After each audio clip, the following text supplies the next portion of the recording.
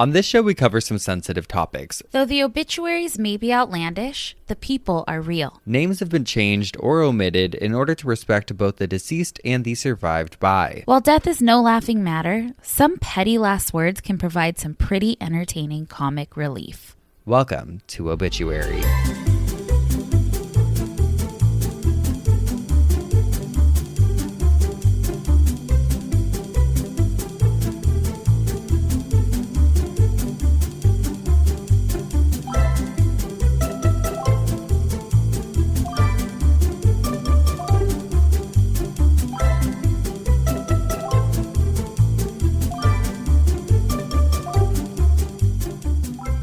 Welcome back to Obituary. I am Spencer Henry. And I am Madison Reyes. And how do you like them apples? How do you like them apples? Oh, speaking of apples, we were just in the Big Apple for the Met Gala, as most of you probably saw. We were there. I was wearing Ortilio Dingles. And I was wearing Dolce and Germana. Yes. And it was, when Officer Montgomery came to me and said, I want to dress you in this suit. It's going to be super tailored. Oh, God. Was it tailored? It was pretty tailored. You were the belle of the ball. When you the headpiece were falling up the stairs, everybody just was gasping. And they weren't gasping about your ankles. They were gasping about your gown suit. They called it a goot, right? It was a goot. It was my gown suit. But can we talk about my headpiece? Can you just explain my headpiece for them? Never in my life have I seen a more elegant... Are you okay? You have allergies? God, spring. Never in my life have I seen a more elegant, simple... Tractor trailer. Like... Nobody has ever worn a truck hitch as a cap before. And I will say, shaving my head was a bold move. Nobody saw it coming, myself included, and it made total sense because I FaceTimed you earlier that day, and your hairline was so pushed back. I was like, what? That's not my girly under that baseball cap. That's not my girly under that baseball cap. Can we talk, though, first of all?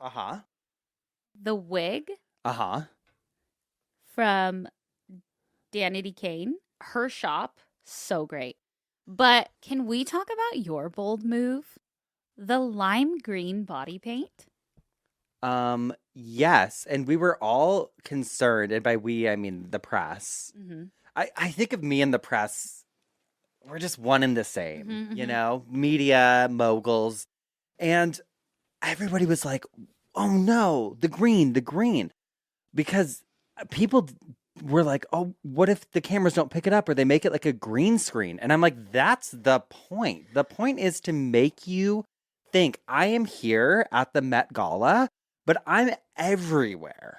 I am so tailored because that was the theme, the tailored. Right. That my eyeballs are what you're looking at. Yeah. You know what I mean? Exactly. Like, I'm not letting this wear me. I'm wearing it. And it's become me.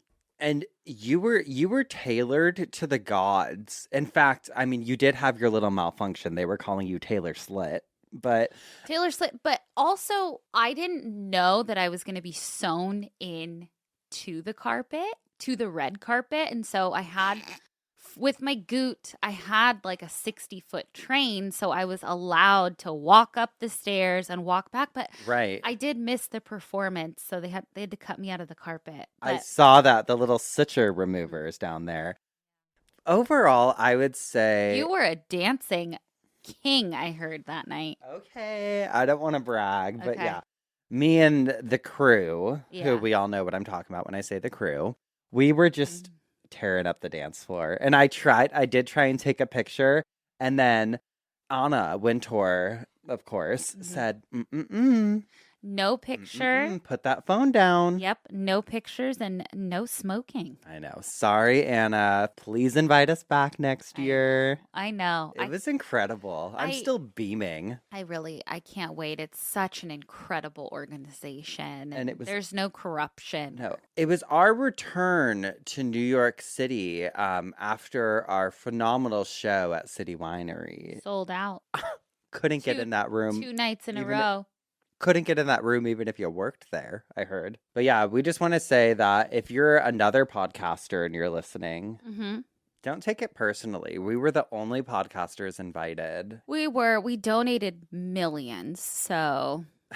And that's all thanks to you guys. So thank you for listening. From space to the fashion race. And off to Europe tomorrow to continue the fun. Well, truly, you are going to be off to Europe tomorrow. I know. I feel like we've been talking about it. So what? It's a trip of a lifetime. Oh my God. For a plethora of reasons. Yeah. But yeah, I'm very, very excited. But I have to tell you, I had like the best weekend ever this weekend. Tell me everything. Well, okay. Okay. Okay, I will. Yeah, that's how everyone talks now. Okay. Okay. Okay, I will. Well, the champ had to go, not had to, but he went to go have dinner and hang out with some friends in the valley because they're about to have a baby. And so he wanted, Wait. Yeah. In the valley, there's a serial killer on the loose? Apparently. It's like Valley Village? Yeah. Scary. Yeah, we got to come back to that. Well, yeah. And so I knew he was going to be gone like all afternoon, all night. I got to have a Saturday night, which I have not had in so long, where I just sat on the couch. Oh. Laid on the couch. Yeah. With the dogs. I popped on Lifetime, Ugh. which I haven't gotten to watch Lifetime in such a long time. Well, I have like a weird issue with them, but Why?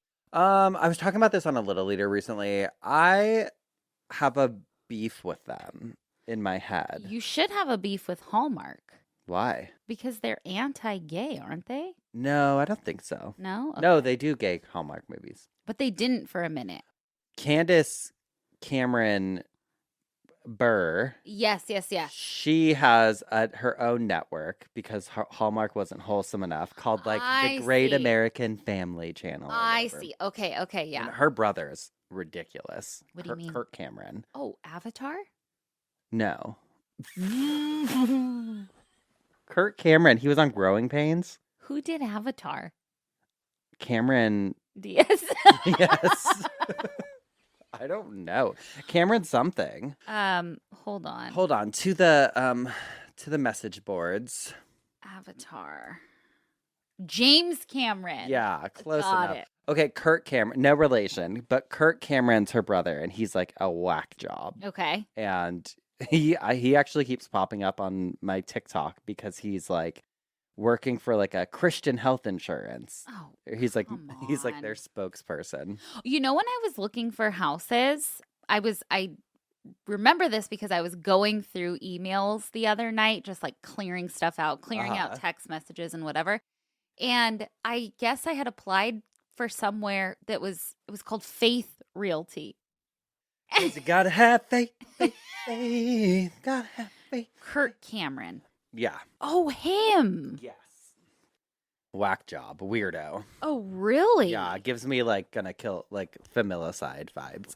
But Ooh. Anyway, I was watching a Lifetime movie the other night. It was, well, first I watched a really good one about a 911 caller who was getting a call from a killer. And she was like having to like map it all out and like, figure it out. I fucking love a 911 operator. Oh, I movie. love that. I would love to just be a 911 operator. Truly. I know I respect, this is serious. Like I respect it as a position, but absolutely. I really would love to do that because I am really good in traumatic situations. You remain very calm. Mm-hmm. I don't know if I can You'd do be it. like, what do you mean? What the fuck, girls? I'd be good. I'd be like, ma'am, I need you to calm down and I need you to give me the address. Like I would. Yeah. I'd be like, you're gonna be okay. Everything's going to be fine. Oh, I really Do you wish need I medical- could do that. Yeah, I could do it. So if any of you have advice, If any of you have an emergency, call me. Just call me. Don't call 911. Call me, Spencer Henry. That one was so good, but then there was another one with Melissa Joan Hart. Okay. And she played... I have to show you a picture of her, actually. She played a crazy cheer mom. Oh, okay. Whose daughter, like, doesn't make the cheer team, and we can infer what happens after. Well, but what? Oh, does she kill? No, but she's wearing... In one scene, she's like going to spy on one of the cheer practices. Okay. And this is her wig she was wearing. That looks like a box dye. Lifetime Damn. always has their wig budget is non-existent. For such a successful show, it is, or successful network, it's kind of low budget. Yeah. Yeah, but that's maybe the charm of it. That's why I like it, I think. Yeah. Yeah. But yeah, just wild. Okay, so I watched both of those. And then also on Sunday morning, I woke up and I was like randomly scrolling through Hulu. And I was like, oh my God, Me, Myself, and Irene. I haven't seen that movie since it like came out in like 2000. And so I watched that and it's so fucking funny. Dude, there's movies that I just wish could still be made, but they couldn't. No. But that era, like late 90s, early 2000s, I feel like had so many bangers, especially in the Jim Carrey universe. Like, I love him so much. I know. We also watched last night, actually, we watched Ace Ventura, the first one. Oh, God, it's I just so love good. him so much. I know. Also, I mean, he was tied to, well, remember his ex died by suicide, and then her family filed like a lawsuit against him, like a wrongful death lawsuit, because they were like, he was involved, but they hadn't even been together for a while. Yeah. Something weird. And then also, that always makes me think of Ashton Kutcher. Wait, with Jim Carrey, there's such a good documentary that he did, like, on him. With, like, all of his art. He did that, and then he also, he did the Andy Kaufman one. Kaufman But one. he did one that just showed his life. And he's an incredible artist. I think he's a genius. Yeah. He used to come into Cisco's work, and Cisco said he's, like, just... Nice guy. Nicest guy. Just, like, a talent of our lifetime. Yeah. But, yeah, also some weird things. Some weird thing. But even watching him, though, I'm like, he did it. No one else can do that. Like, because if someone did those, like, facial expressions and, like, all that now, it'd be cringy because it'd be like, what are you doing? But he just he's just such a vibe. You can tell when it just comes from within or when someone's trying and it truly comes from within. Yeah, absolutely. God. Well, I'm glad you had an amazing weekend. I had to go to a funeral. Oh, you did? Yes. And I was actually blowing up her phone because I was like, we're in a group text with one of our other friends, and we're like, where the fuck is Madison? Because Madison's a homebody, okay? I know where she is at all times, and it's home.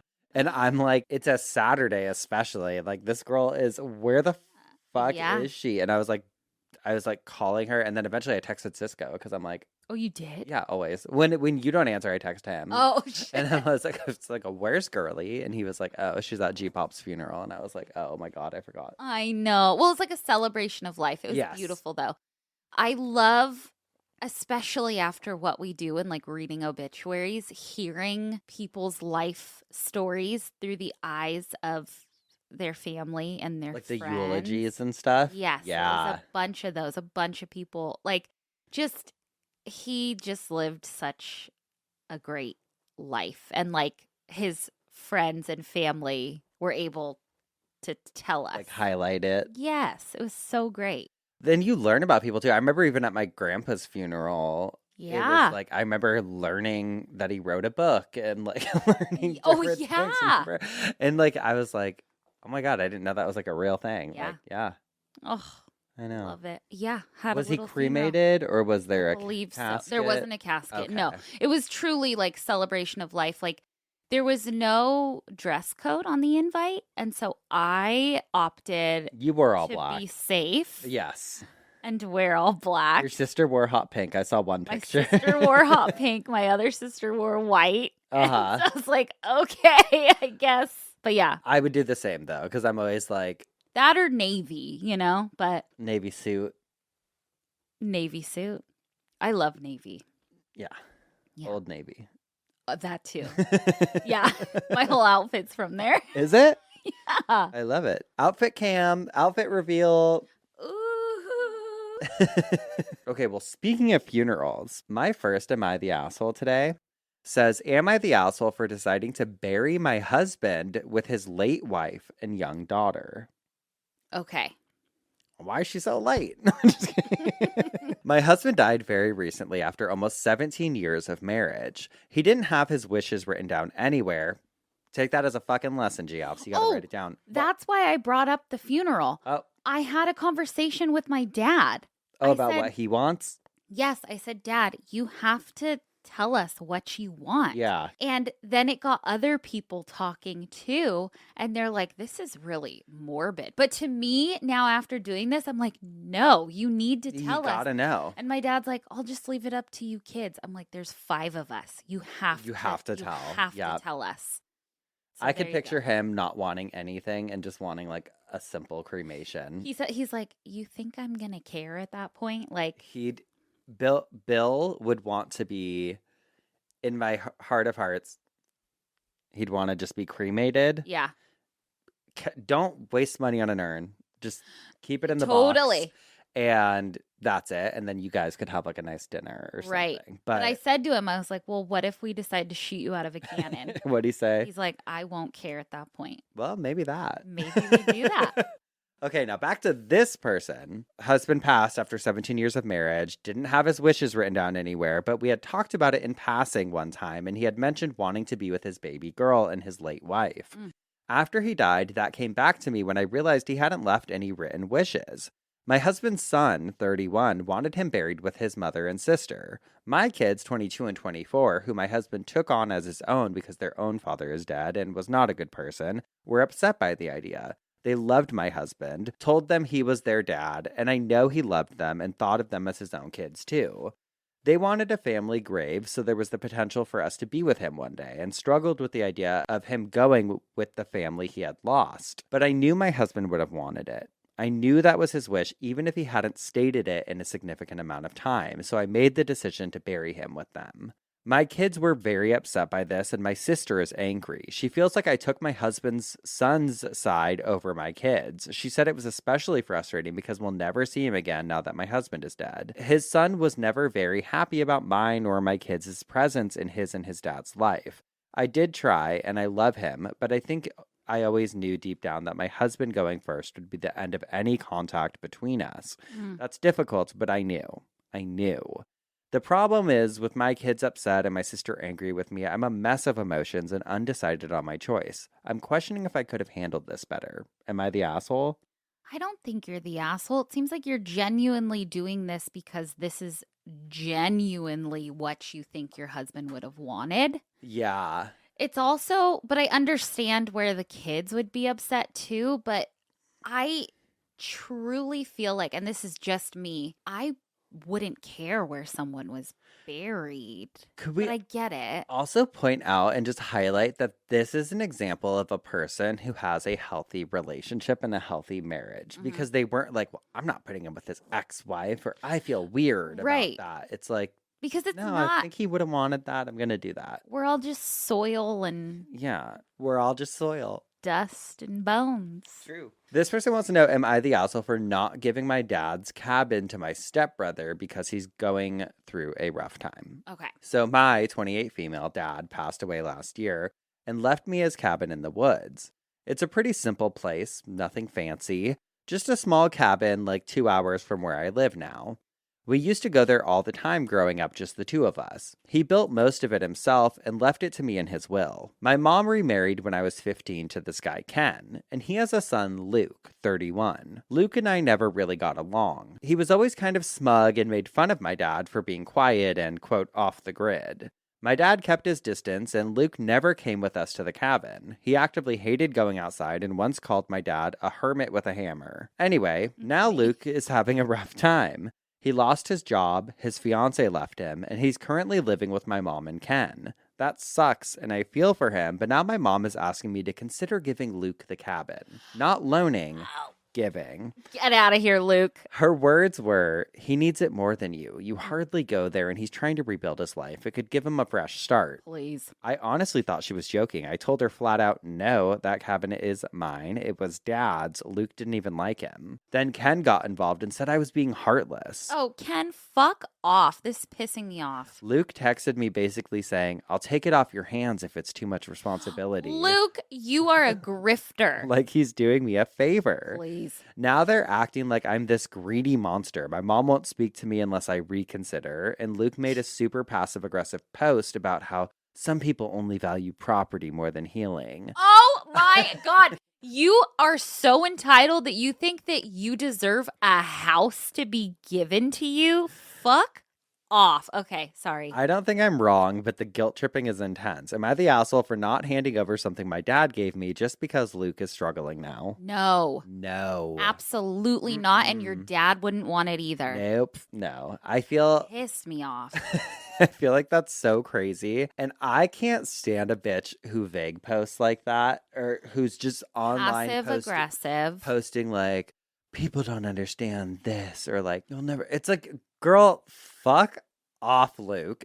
What are you doing? Luke, fuck off. Ken, double fuck off. Mom, and fuck honestly, off too. Mom, Yeah. fuck off. No, they can go fuck themselves. That's your cabin. If you wanted to help him because he needs a living space, I'd be like, yeah, here's a legal lease. You're allowed to stay there. Like, and maybe don't even charge. Maybe that's like the giving thing is like, you can live there for what? Oh, Madison's charging rent. In a different situation, maybe. The post, though, and everyone acting like I was a monster for not just giving it, that would make me not do it. I would look at everybody who made me feel some type of way and say, you are so manipulative. And I will be in my cabin in the woods later on in life, enjoying life, and so happy that I didn't succumb to this manipulation. Truly. Pisses me off, man. Damn. Yeah. Yeah. The entitlement with people is insane. I wonder why your fiance left you, Luke. You sound like a dud. Hey, Luke, get it together. How about that? You are, sorry. And don't first of all. He's 31 years old. Okay, but also don't minimize it either, Luke. Him saying some people only value property. No. I can take it off your hands. Okay, you want to take it off my hands? You'll take a free house. Well, it's going to be this, and this much money. And if you can buy me out, then sure. Yeah. But my dad never liked you, and I don't fucking like you. And Oop. guess what? We don't like you, Luke. Oop. Well, let's be a little nicer and hear a really nice email. Okay. It's going to, it's just going to boost our egos. Oh, okay. Ooh! It's very sweet, though. It says, Dear Spencer and Madison, I'm a longtime listener, and I wanted to thank you both and your podcast for giving me the strength to talk about death and funerals with my husband. Okay. We knew that my husband's time here on earth was coming to an end, and your podcast made me realize that it is okay to talk about what we want in the end. My husband died last year. A brain tumor got the better of him. But before his departure, we planned his funeral together. He made his will, and he wrote down stories of his life to our child. That document ends in a sentence, ask your mom. His last wish was that I live my life to the fullest, tell stories of him to our child, and fall in love. We are only a bit over 30 years old. Don't piss on my grave, and don't tell the stupidest stories. Thank you for making death, funerals, and all that stuff between a bit funnier and okay to talk about. Death is not so scary anymore. Avid listener for life. And then she says her name. She said, you can butcher my name. Aya maybe helps the pronunciation. It's Aija, but I believe Aya is how you would say it. Oh, and I'm so sorry I'm for so your sorry loss. for your loss. And I'm so glad that we were able to be helpful. I know. Because, it truly is like, these are things people don't want to have to talk about. It's so morbid to talk about. But But talk you about it, though. have to. And what a beautiful gift that he got to plan his funeral You know what I mean? Yeah. Well, it's just like any other event in your life. Like you wouldn't have a wedding without sitting down and talking about what do you want for the wedding. Mhm. Like it can be just as casual as Mhm. that.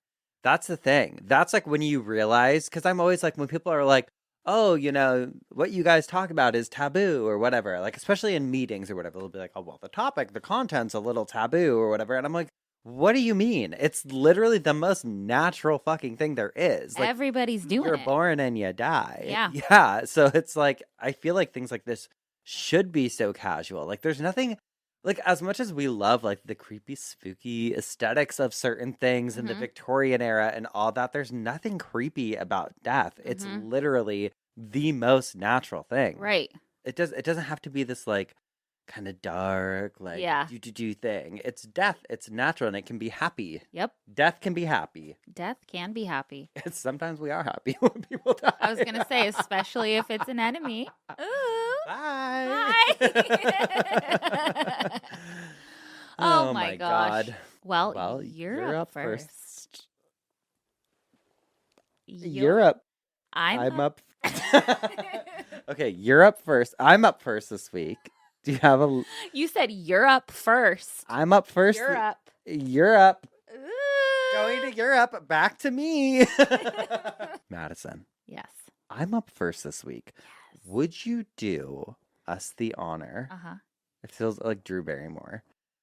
Would you do Wanna hold hands? us? No. Us the honor of sharing a side bitch with us? Yes, and I actually brought two, and you won't know this if we edit it out, but the first one is so fucking diabolical that I was like, how the fuck did they print this? It was so mean. It was so mean. But I brought another one if Spencer is like, we cannot. Okay. This is from the Sun Journal, May 22nd, 1913. Oh, shit. It says, monster fat woman died from operation. Chicago, May 22nd. Damn. I don't mean to laugh, but that is wild. That is terrible. It's not funny. I mean, I laughed the first time I read it because it's crazy. It's so shocking, but I've been called fat as an insult before, and it is terrible. I don't think that fat is an insulting word. I think it's just a descriptor. Yeah. But the fact that this is somebody's death notice and the title is Monster Fat Woman is so fucking diabolical. And it only gets worse. Oh, God. It says Chicago, May 22nd. Mary Peters, weight. Oh, not them starting with her weight. Weight 600 pounds, who for 20 years was exhibited as a freak, died last night at the county hospital following an operation for the removal of a growth, which itself weighed 150 pounds. Oh, my God. Mrs. Peters is survived by 3 children who reside in Philadelphia. All are of normal size. I mean, listen, that was the time That where... was 1913. That was freak show era. I Where they know. were just taking everyone around and I mean, she was a big girl. She was eating good, but she also had a growth that made up for like a third of her weight. Yeah, Crazy. totally. I mean, just not how they would describe things now. I would maybe give them a pass if they just said fat woman, but Monster is they said crazy. monster. Crazy. I mean, yeah, like that's not how I would want to be described in my obituary. No, terrible. Mary, I'm so sorry that they did you like that. They did you dirty, Mary. We're going to take a quick break, and when we come back, we'll tell you what had me spinning in my coffin this week. Alrighty. We'll be right back. And we're back. Spencer, what had you spinning in your coffin this week? Okay, I'm actually really excited. Today I am doing a part 2 of Well, I thought it was think I fucked up, but it stands for today I fucked up. Today I fucked. Oh, I loved this. Okay. I know, boomer behavior. But you guys loved these, and so did we. And so I found some more for us. Okay, let's hear them. I'm starting us off strong with a 3-parter, but it's worth it. Trust me. 3-parter. Okay. I'm not going to read you the title, but it says part 1, the beginning. About 3 years ago, I got a message from a girl who has the same last name as me. We aren't related, and I wasn't really interested in small talk, but she insisted. Let's call her Sandy. So I responded as any uninterested guy would, with short and broad answers. She would message me daily, and conversations would always go like this. Sandy. Hey, what's up? How was your day? Are you at work? Me. Yes. Sandy. Ha ha ha. So you have plans this weekend? Me. Probably busy. Sandy. We have the same last name. We should hang out. Me. Ha ha. And it would go on like this daily, every single day. So eventually I decided to do something about it. Part 2. The grandmother. One day she messaged me and told me that her grandmother passed away. Now, I may be rude, but I'm not heartless. I expressed my condolences, we talked a bit, and Sandy informs me that her grandma had actually passed a couple years prior. I'll never understand why on God's green earth she decided to tell me this, but then she broke even more jaw-dropping news. Their family's going to see a medium to communicate with her. Bingo. I had my opening. Part 3, the mistake. I'll just cut to the chase. While on Facebook Messenger, I told Sandy that I was a medium and I could find out about her grandmother. Am I really a medium? Of course not. Oh, shit. Is this a horrible thing for me to do? Yeah. Why did I do this? I have no idea, but it was an adventure. Okay. First, I did my research and I found the obituary online. So I knew the exact date of her grandmother's passing. But I couldn't just tell her the date. I had to beat around the bush. I said it sort of like, she must have passed to the other side while the leaves turn lighter shades of orange. I don't know. I spiced it up. Okay. Then I managed to successfully guess her grandmother's favorite flower, a yellow rose. The fact that her grandmother often knit her mittens for Christmas, pretty common among grandmothers. The fact that her grandmother had an assortment of flower-painted chinaware, you know, typical grandma stuff. But Sandy was actually 100% convinced that I knew her grandmother and could communicate with her spirit. Oh, no. Sandy started asking me stuff, and by golly, I somehow managed to get most of the questions right. And when I didn't, I was pretty sly and clever. Like this. Sandy, what did she get me for Christmas in 2009? Me. Mittens. Handcrafted mittens. Sandy, oh my God, she gave me a handcrafted scarf. You're actually communicating with her. Me. Yep. I had her thoroughly convinced. But then, which honestly is how probably most mediums work, out of nowhere, she told me that her mother was watching us talk online, and her mother was the one asking many of the questions, not Sandy. Oh boy. I decided now was a great time to somehow back out of this conversation and never look back. I made the mistake of being honest, and I was like, haha, yeah, anyway, I'm just joking about being a medium. Oh, you're in too deep. But Sandy responded, my mom is very upset with you. And I was like, okay, sorry. Part 4, the chase at Walmart. So there's 4 4 parts. parts, sorry.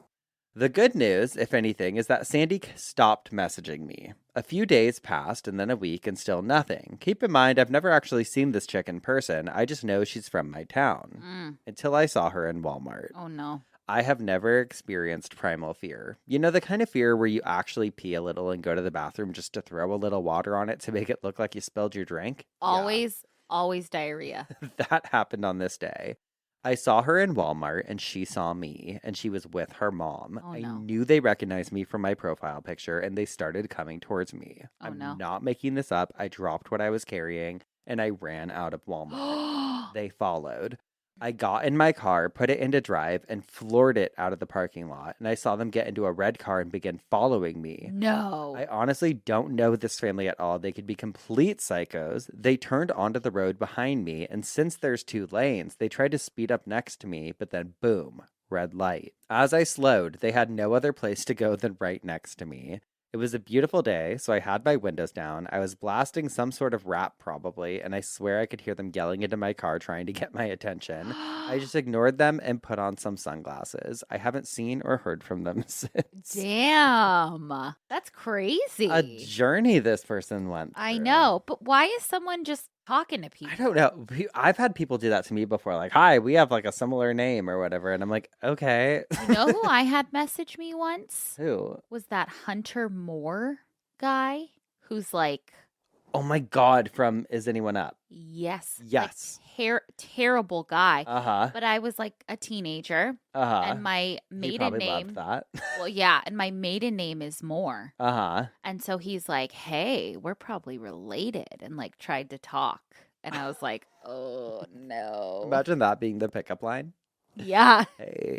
Yeah. We're probably cousins somehow. Yeah, maybe second. Okay. That saga just took me in. But this one says, today I fucked up by laughing at my great aunt's funeral. Okay. So my grandma's sister died recently, and I went to her funeral today. I didn't know her too well, but I visited her occasionally at the retirement home when she was still alive. She was a really sweet lady. Before she died, she suffered from MS, and she was getting really sick. She was a loved family member. I had a really stressful week from schoolwork and mourning, so I was not in the best mood the first hour of the reception. We all gathered in a small church room with the rest of the family. I got really giddy because the obituary was really poorly written. Whoever wrote it had the grammar skills of a little kid. Everyone in my family are native English speakers, so I had that thought in my head that a grown-ass adult wrote that. There was no sentence structure, and the lady speaking had a goofy voice. Oh, no. I bit my tongue and tried not to smile. This is a sad event. Do not smile. Oh, that's when you want to the most. Yeah. Then one of my family members got up to sing a solo song, and I lost it. He had the most off-key, high-pitched, quiet voice I have ever heard. In my great aunt's funeral, who I love very much, I burst out laughing. Both my younger sister and my parents were not amused, and I plugged my nose to stop the sound. The rest of the family pretended not to notice, and I was embarrassed the rest of the funeral. I get it. You did fuck up, whatever. We are laughers in the most uncomfortable situations. The worst times. We've had... But if I were to see somebody else doing that, I would be... You know when you see someone laugh, you laugh? No. Oh, no, you do I would start laughing. Oh, my God. Oh, I can't. If it's you, especially when we've had to be in serious situations, I can't look. Can't do if it. We're ever having if life has ever gotten real, I can't look. Nope. Can't do it. Can't do it. The realer it gets, the more unhinged we get. People have told us horrifying things, and we can't do it. Do you remember that night we were driving home? Yes, and we got horrific news. Horrific news. And we laughed the whole way home. We were driving home from a tiki bar and we heard horrible news. We had to put the phone on mute and then get off and then laughed the whole way home because it was terrible. It was I awful. talked to my therapist about it. Yeah. I was like, am I a monster? But handle trauma differently. Okay, this one says... Today I fucked up by forgetting I clogged the toilet. I have no one to blame but myself here. I, 38 male, started my morning like any other. Big cup of coffee while making my daughters 4 and 7 breakfast. Cup of coffee hit, and I wound up clogging the toilet. Okay. Right as I was about to deal with that, my daughters started screaming. They have a goldfish they called Goldie, and it was obviously dying. This was their first pet, and we had told them we wanted them to show they can take care of it before they got something bigger like a cat. Goldie died, and my daughters were crying terribly. This was their first experience dealing with death, so had a long conversation with them about it, and to give them some closure, I suggested we give the goldfish a proper funeral. Oh no, not down the toilet and the poop. 30-minute ceremony for the fish, and we were ready to send it to the great beyond from our toilet. My toilet had... I'm laughing because I clogged my toilet this weekend. Did you? And I had to put a note, and every time I had to lift up and look at it, it's terrible. My toilet no longer looked like it was clogged and it was drained, so in Goldie went and I flushed the toilet. The toilet, unfortunately, was still very much clogged. Goldie was not sent to the great beyond. Instead, the bowl was suddenly filled with shit and water again. Panicked, I tried flushing it again, but it made it worse, and the bowl almost overflowed. My daughters were screaming, my wife failing to comfort them, and me trying to plunge the toilet with a dead fish covered in shit. Eventually, I got the toilet plunged and it all flushed, but the damage was done. They go between stone silence and crying about Goldie and asked if that would stop him from going to fish heaven. Oh no, that's terrible. Being a parent is It hard. seems like I mean, we know it's the hardest job, but Just bury them. Just bury it. yeah, but then you run the risk of some animal getting it. Like, Yeah. you don't know. I But don't know. yeah, I Well, would bury. I told you. Okay, you guys, I forgot to talk about this this happened last Thursday, I think. Mhm. I came home from the gym.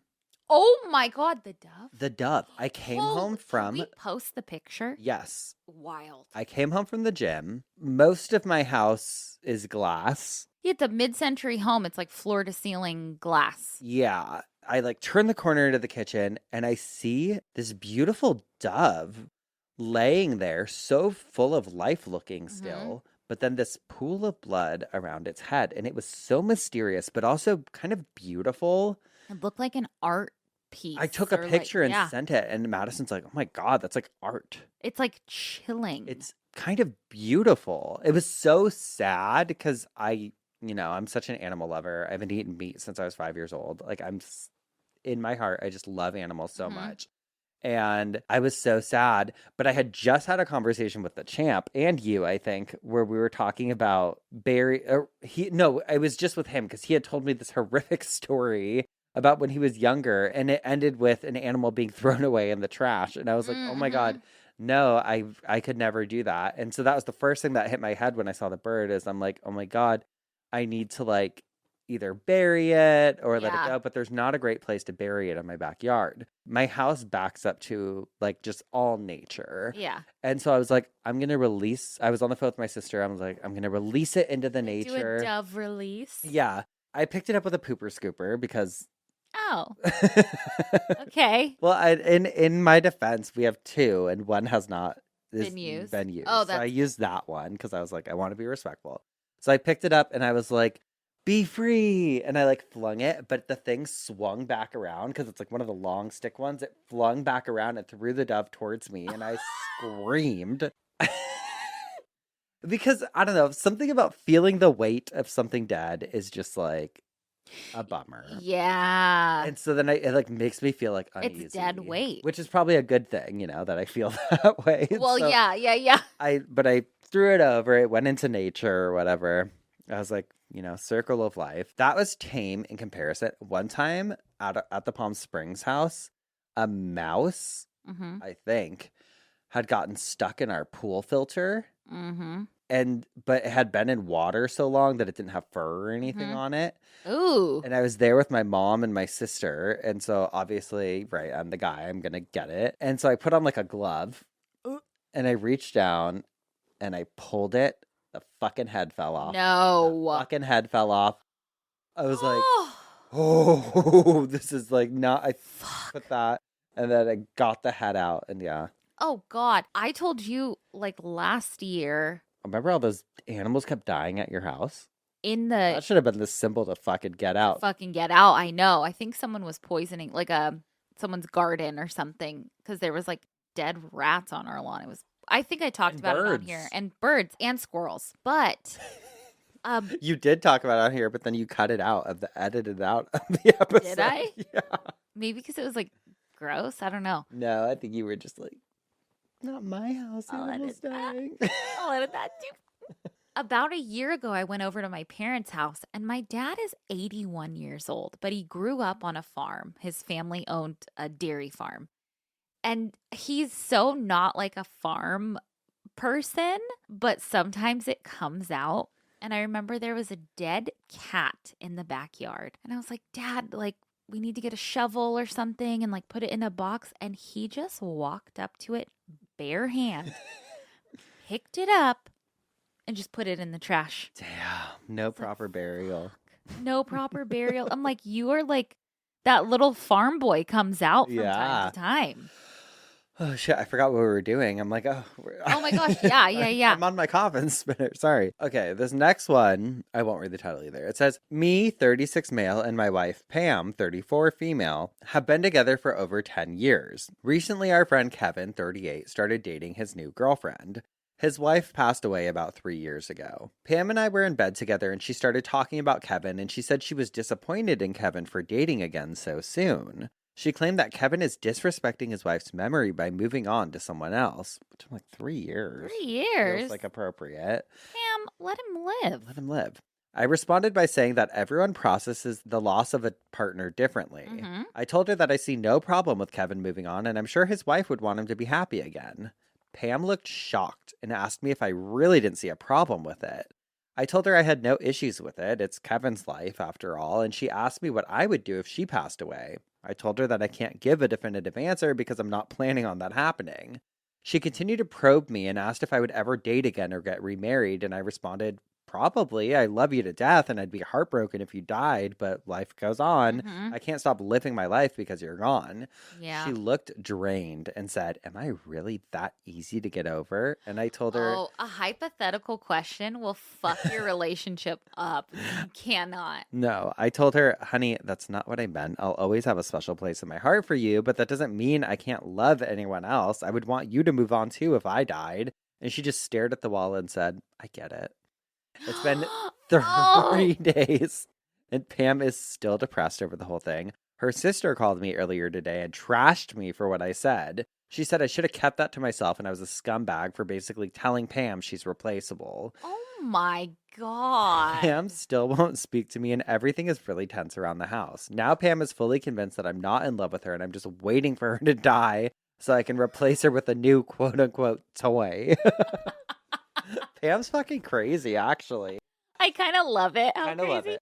I get it on both sides. I I'd get- be like, actually, you're so in love with me that you would never be able to love anyone else. Well, that's what we all want to hear, right? Yeah. But he gave such a logical answer, almost too logical, Yeah. where, yeah, you kind I of, want to hear it. yeah. She didn't- But he shouldn't be called a scumbag. no. for it. And the sister calling, I'd be like, okay, you're not fucking helping. Yeah. Annoying. Yeah. Dramatic. Oh, Pam, get a grip.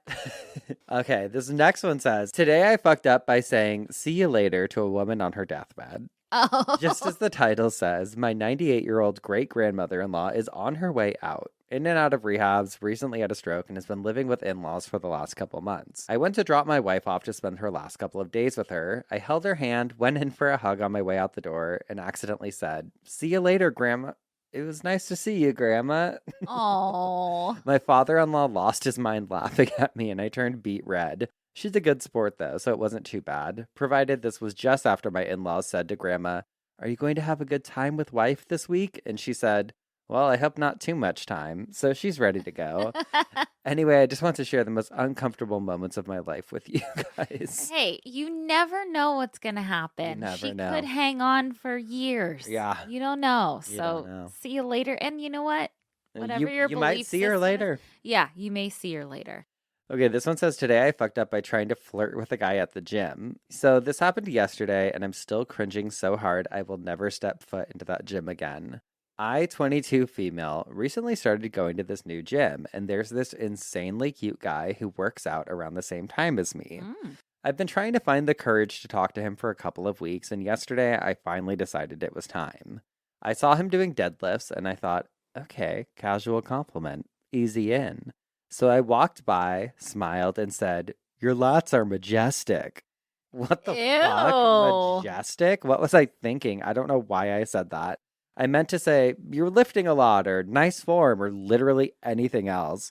He looked confused and said, thanks, and I panicked and decided to just walk away and die in the locker room. Yeah. While trying to speed walk away in embarrassment, I tripped over a medicine ball someone left in the way and face planted onto the floor, and I knocked the wind out of myself so hard I couldn't breathe for like 20 seconds. A trainer saw it happen, thought I was having a heart attack, and started CPR protocol before I could wheeze out, I'm fine. I was just laughing because I could picture this happening to you. Oh. That same cute guy helped hold my legs up while I got oxygen. What? Pretty sure I died inside. Anyway, now I'm CPR girl at the gym. And yeah, I might go back. I don't know. Don't go back. Go to a different gym. Start Sorry, over, girl. Okay, and then this last one, I definitely can't read the title. My mom passed a couple days after Christmas in a motorcycle accident. It was rough. Her side of the family tried breaking into her house, so I had to stay there to keep them away. It was not fun. What? I kept expecting her to come out of the bathroom or something. Oh. Anyway, I had a bad, sad, angry day shortly after, and I ended up throwing my phone and shattered it. I dealt with it for a few days, and then I decided, well, my mom's phone makes more sense than a whole new phone. So I put my SIM card in, started adding emails and Google accounts, asking if I wanted to sync my photos. I was only thinking that Google to phone, not both ways. So apparently, my mom was into some stuff because Google Photos told me about a recent highlight in my gallery. Uh-oh. And there's mom from the back getting it. Oh, good for mom. So much sadness. Had to have my girlfriend go through both my gallery and Google Photos to get all. And when I say all, she'd randomly OMG after every seconds or go. It was a lot. 0 out of 10, don't recommend. P.S. The giant purple vibrator in the closet didn't help. Oh, fuck. Too long, don't read. I used my dead mom's phone. I got bombarded with nudes she had on her phone. Lots of crying. Hey, your parents are people too, and they're doing their life. Mom for wants the to get first hit time. from the back. She was a wild girl. I mean, Okay, wait. oh, she was on her motorcycle when she died. She was She's a living wild her girl. life. We love her. Yes. Have you ever walked in on your parents? No. Never? Never. Really? Never. Yeah, never. Oh, I know. I did. You did. Yes. What's at midday? So What? my dad's office was not attached Oh, yeah. to our house. Yeah. And one day it was like the middle of the afternoon, and I like thought my mom was. I like couldn't find my mom or something. I was like probably 12, and I walked in to his office, and they were fully having sex, and I screamed. I called my mom a slut. How old are you? Like 12. I was like, slut. And I was so pissed, and I left. And then I remember, God. Were they just mortified? yeah, and then we had to have a talk about it. Oh, fuck. And I was like, God damn. And she's like, look, I'm sorry, but I've also walked in on my parents before. Okay. And she was like, and I never, and like, I understand you were shocked, but you cannot call me a slut. I was like, okay, Good sorry. for her. Yeah. Oh, even worse. One time, this was like AOL Instant Messenger days. Oh, I've actually never walked in on anybody. having Never? sex. Never. Oh, I What have. a bummer. I had roommates and stuff that, like, I feel Oh. like you went from living at home kind of to living with Cisco. I lived with my sister. Like I could hear things, You heard things. but I never walked in on anything. Damn. Mhm. Yeah. I mean, it's not an enjoyable experience. Yeah. but at the end of the day, we are all people. We all got needs. We're animals. Well, and I guess I was just like, yeah, it's nice to know your parents are happy. Yeah, Uh-huh. totally. Back in AOL days, Mm-hmm. I remember I was talking to this girl one time, and she like wanted to see a picture of my dick. And so I was like, okay, but this was like pre everything. So like I had to take it on a digital camera and Yeah. like upload it. The whole process. Yeah. Left it on the camera. I It was remember my this mom's story. camera. Yep. She found it. You got her back. Yeah. You got her back. Surprise. There's nothing more mortifying because, like, I'm not like a very private person where I'm like, oh, like, I don't want anyone to see me. Like, I'm not. But Yeah, but your mom. mom, I'm like, no, it's Any different because family. it, like, even if they, yeah, I'm like, I don't want anyone, I would prefer my family didn't see me naked. Yeah. But, like, an erection Oh, that's is sexual. different. That's Yeah, different. That's yeah. different. Like if I was just changing or whatever, I'm like, okay, whatever, you know, Yeah, like with yeah. friends and stuff. Like I've Right. changed in front of you Yeah. a million times, but like a boner is different. That's like yeah. Yeah. Not okay. No. So those were my fuck ups today, and those are my personal fuck ups too. No. You want to talk about the time I shit my pants? No, I'm just kidding. Or when we wait, were doing how the about- what? How about my fuck up at lunch with my family? Tell that story. I was at lunch. Like one of my brothers was in town from up north, and we see him like once a year. He was in town, and so I went to lunch with him and my mom and dad. And we're sitting at lunch, and my dad was a pilot forever. He was a commercial pilot for like 30 years. And so my brother was like talking about someone, and my dad was like, well, why doesn't she become a pilot? Like, that would be great. And I jokingly, obviously I don't believe this, but I jokingly was like, a female pilot, you know, like how we joke around. I was like, a female pilot. And What? they all did not get it. No They one all laughed. looked at me and were like, well, yeah, a female pilot. Like, You're just yeah. a misogynist. And I like shrunk down like, That's the worst when people don't get your humor, which is why I think like you and I are like all we have sometimes, because I know. we're so like we love to joke. I fully thought they would have gotten it, but it just didn't hit. Oh, I've learned plenty of times in life because we are such. You and I are both naturally shit talkers. Like we like to just roast and talk shit or whatever. And I've been in so many situations in my life where I've learned now, like, okay, can't use that Shut the humor with fuck these up. people. Or like Yeah. when they say like you can't use your B humor with a group A Yeah, or whatever. totally. And it's fucking true. Yeah, it is true. Which is why we only talk to each other. I 'cause know. It's like we can just... And we found our people, our G-offs and cult babes. Yeah. God. Because we like to laugh. Sorry, it's like you saying that. It's funny because you're a woman and you clearly don't believe that. If it was Yeah. like your dad being like a female pilot, we might laugh at it, but we'd yeah. also be like, that's fucked up. Yeah. Okay, well, we're going to take one more quick break. And when we come back, you're going to tell us what had you spinning in your coffin. What had me chomping? We'll be right back. And we're back. What had you spinning in your what had you chomping in your coffin this week, girly? Okay, well, you'll see, because today's episode is like funeral meets Animal Planet a little bit. It's not sad, though. Not sad. Okay. Today, we're going to be talking about the corpse-eating turtles of the Ganges River. Ooh. Okay. It's in India. So Cisco and I were watching National Geographic this weekend, and there's this show that David Blaine hosts, and it's really good. You know how I feel about magicians. I know, but he travels around the world and does all these like intense tricks. He kissed a cobra, he went skydiving, he went free diving, and then he went to India. And India has this traveling circus there, and he met some people and watched some of the intense things that they did with like glass and shoving swords in their neck. It's intense. It's a good show. That doesn't have anything to do with what I'm going to talk about, but it inspired it because they showed the Ganges River quite a bit. So I started searching the river because I knew like a little bit about it, but I found that it was actually perfect for this coffin spinner. Ooh. So the Indian government once tried to solve a human corpse problem in the Ganges River by releasing 25,000 carnivorous turtles into the river to essentially eat the dead that was in the river. Okay.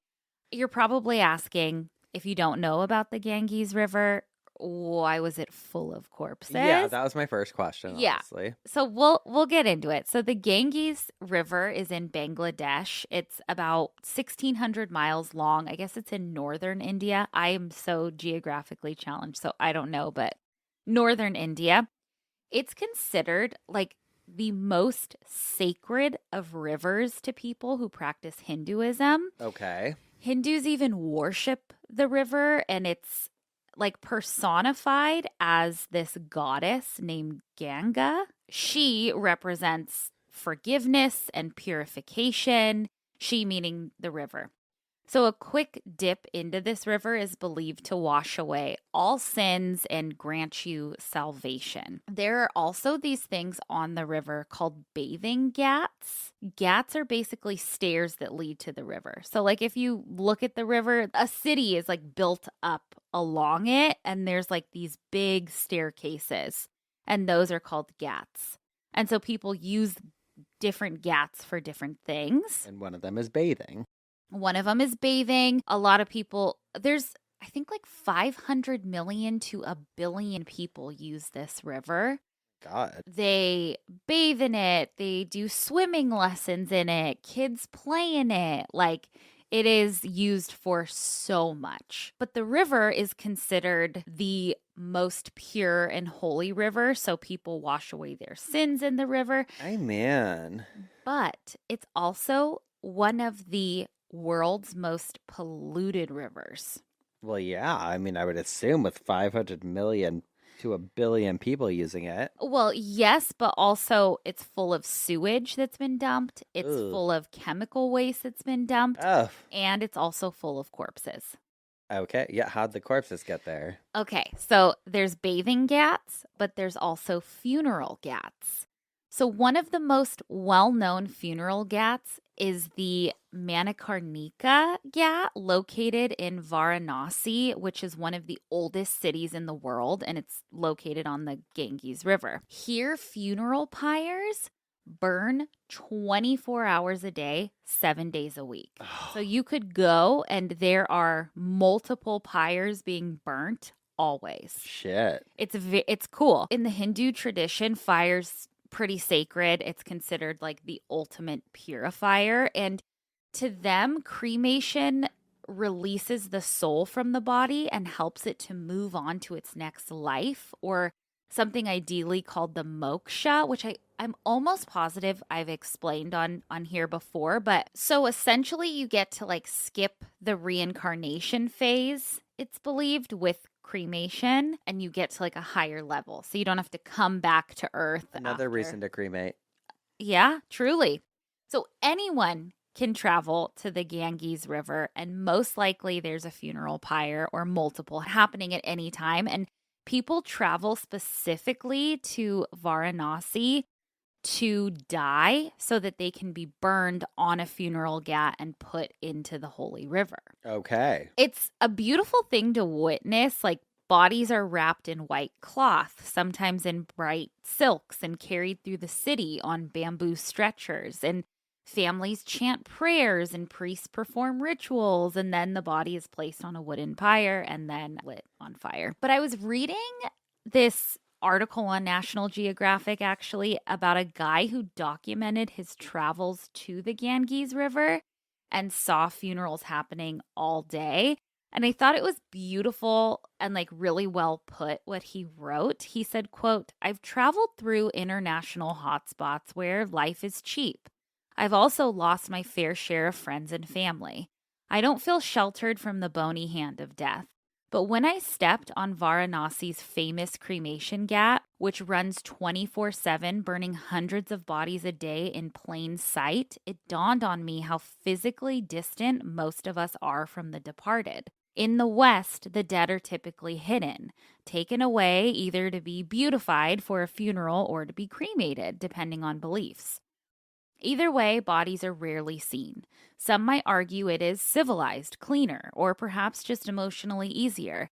Or maybe it is the modern world's subtle way of hiding from the inevitable. It's a lot like what we talked about. Like, we do in the West want to hide from funeral plans, from seeing a body, like Taboo. So I think it's really beautiful. But so again, why are there so many corpses if they're doing cremations? And, like, why would there be corpses? Well, a full-on outdoor, like, open-air cremation takes a shit ton of wood. We're talking 300 to 500 pounds of wood for one body. And for families, that's just not affordable all the time. It's expensive. Yeah, so cremations are sometimes rushed or incomplete or done with minimal wood. In some cases, when a family runs out of firewood, they just release the half-burned body into the river. Oh, no. So there are some cases where bodies aren't burned at all also and just put into the river because of like religious exemptions. I guess children under 2 don't need purification, so they're not cremated, but they're put into the river. Pregnant women aren't cremated. Holy men aren't cremated. And then I read that people that die from snake bites aren't cremated. They just throw them all in the river? They're released into the river. I believe that they're like weighted down, but it can shift and Yeah. then they float down the river. So that's why there are bodies. Okay. Before I get into the turtles, though, I quickly want to talk about India's cremation king. Okay. We talk so much about people in the funeral industry, so I just thought, why not talk about him too? I read an article about him, and his name is Shadhari. He is the cremation king. He inherited the job when his dad passed away, and the job is literally to keep the eternal flame burning. And I guess the eternal flame is at these funeral gats. They have this like sacred fire that they like take the embers from to start the funeral pyre. Okay. So like that's his job, is keeping that safe, keeping everything organized. He's part of the Dom community, which is, I know, when I heard it, I laughed because I was like, the Dom community, honey. But this is actually, the Dom community is considered to be one of the lowest castes in India, in like the, their caste system. And they have been treated like outcasts for generations, but they literally do the most sacred job. They burn loved ones' bodies on funeral pyres. Like it's with like government stuff or religion. Like sometimes you get those backwards things. Like, oh, the most sacred job. That's like how we don't respect teachers here. Yeah.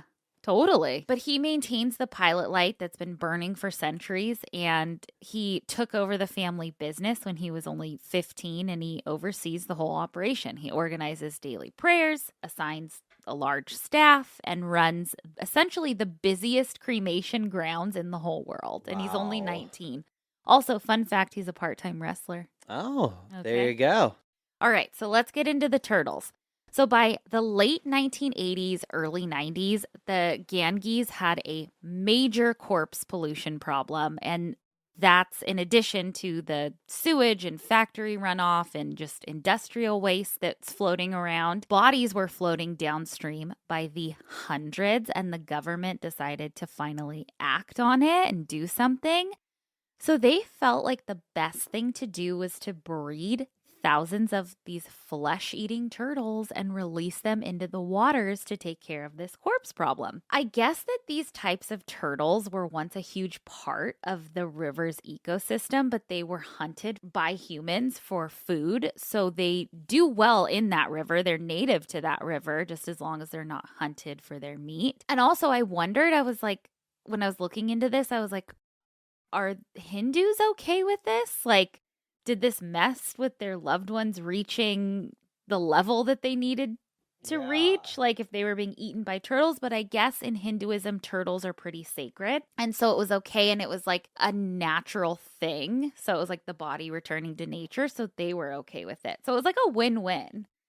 So the Ganga Action Plan was launched in 1985. And it was a $32 million initiative. They launched a conservation and cleanup project near Varanasi, among other things. I was reading about everything they planned to do, like building dams and pumps and everything, but also the turtles were involved. So they started breeding these turtles. The turtle species, I'm going to butcher this, but it's the Nilsonia gangetica. And these turtles are fucking ruthless. They can grow up to 3 feet long, and they just want to shred shit, girl. Like their jaws are so strong, they can bite through muscle, like very, very strong. But at the turtle breeding centers, when the turtles were being raised, I guess they had to feed them only rotting or decaying stuff since birth, because they knew so many people swim in that river.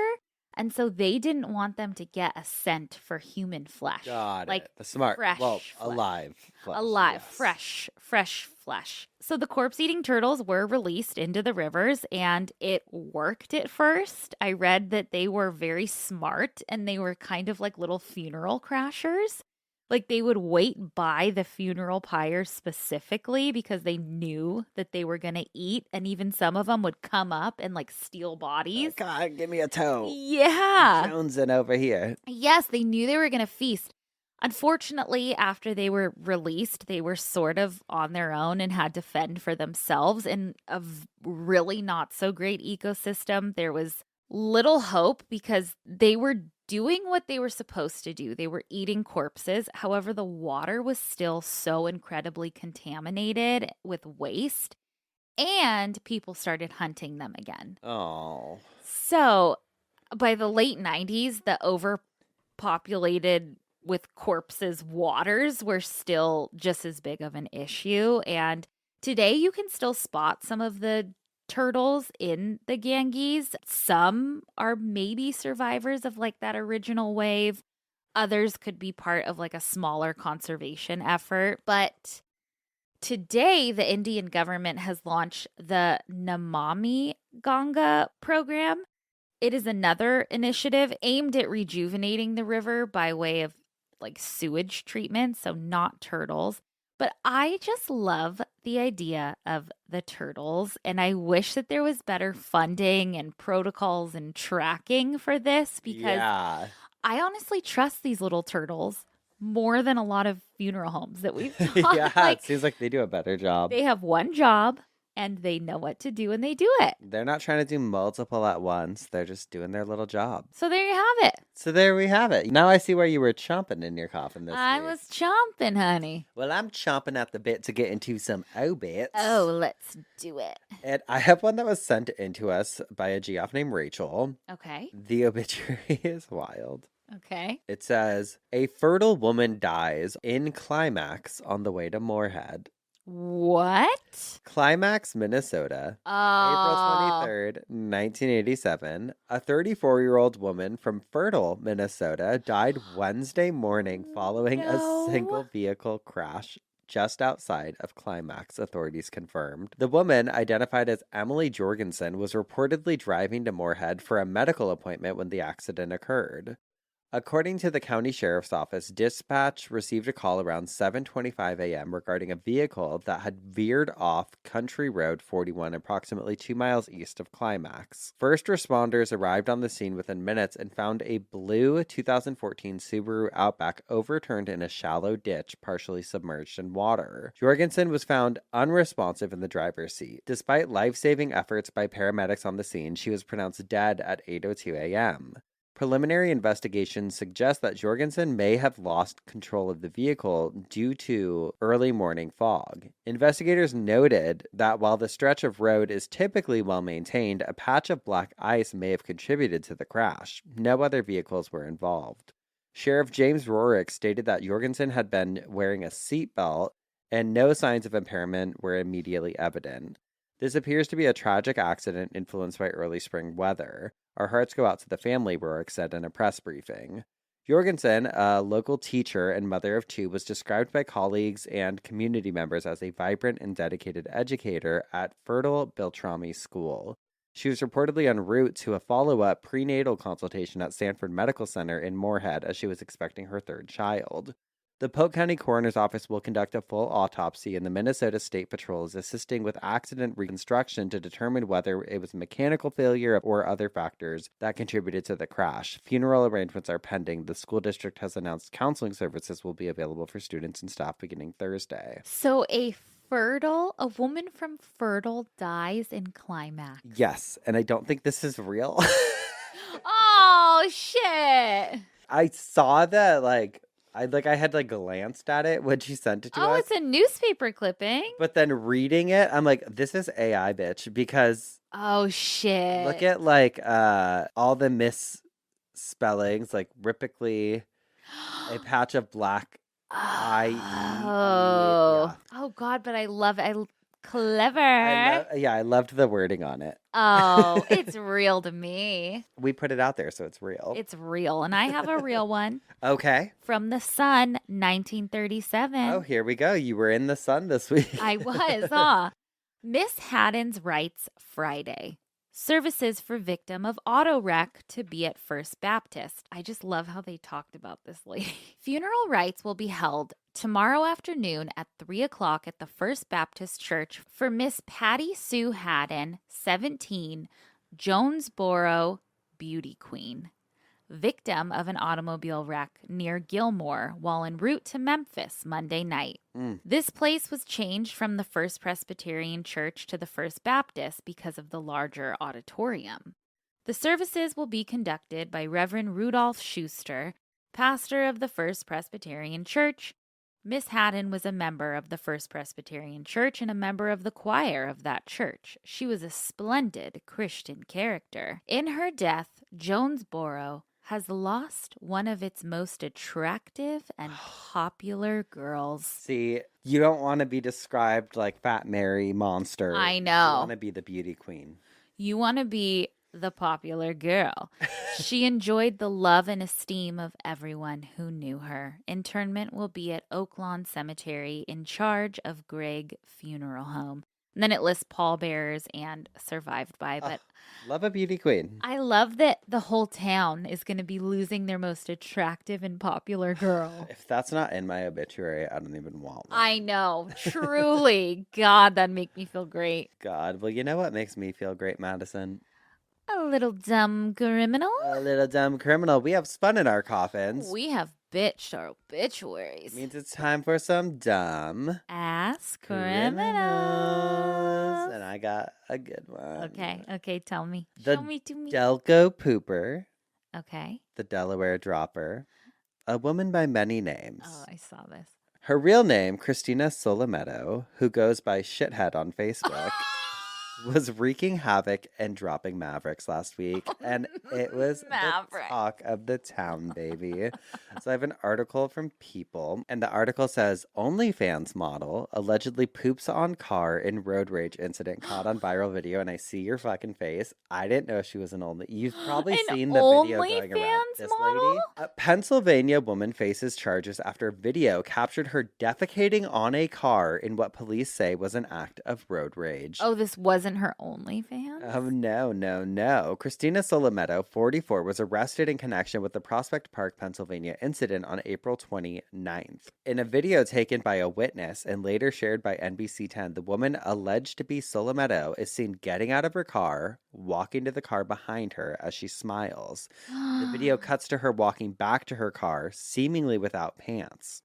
The camera zooms back to the hood of the car behind her with a blur on the part where police allege she defecated. Oh my God. She is then seen walking back to her car, smiling. Oh, she's a devil. Solometto told Philadelphia Magazine she was not the angry one in the incident, but Chief Madonna disputed the characterization.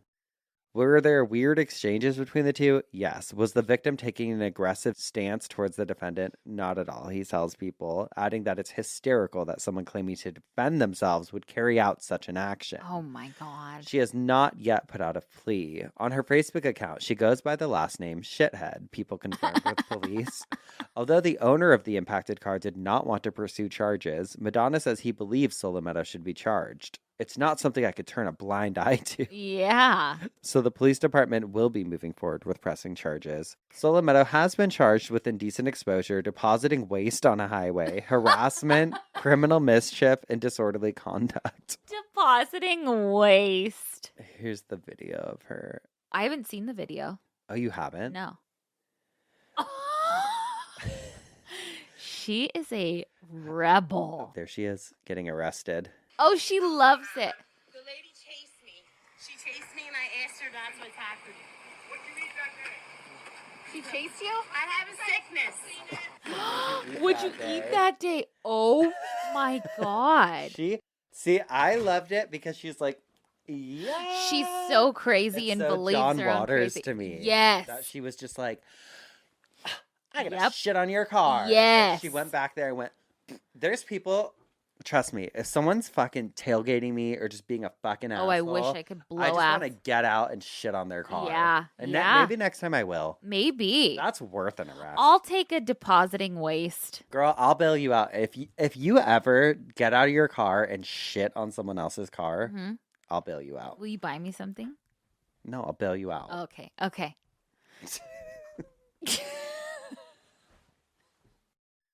Bail you out. Okay. That's it. All Who right. You got? All right. Have you seen this video going around? Well, it's from a couple years ago, but I feel like it's making a comeback. Cell phone video taken of an incident at a Wilmington Chick-fil-A restaurant has gone viral with hundreds of thousands of likes on TikTok and Facebook. Tonight, we're getting some insight into exactly what happened. A customer at the Monkey Junction location gets out of her car at the front of the drive-through line, not realizing her car was still in gear. She chases after the car, but isn't able to stop it before it careens over the retaining wall by College Road. The woman's family members say she was charged with driving while impaired, but insist she was sober and will fight the charge in court. I was going to say she's not a dumb criminal. Her car got away, but if she was drinking. No, she is a dumb criminal because she got out of the car to start arguing with the employees, and she didn't put her car in park, and then it just started rolling over a retaining wall. There's pictures of the car all fucking damaged, and then the cops came. She didn't pass the sobriety test, but in her defense, her blood alcohol level was 0, but she could have been on something else. Yeah. But you can hear, like, during it, the employees are like, get your car. And then one of them says, this is why we're concerned, ma'am. So I think they probably were like, Knew she was are on you something. okay? Damn. I know. I'll post the video because the video, like, you see her get out like she's gonna fucking do something, and then bloop, there her car goes. Damn, girl. Yeah, Dumbass. dumb ass. They're all around us. all around. Well, goodbye for real. We'll see you next time for some more coffin spinners Oh, and obituaries. and dumb Ass criminals. criminals. Goodbye. Goodbye.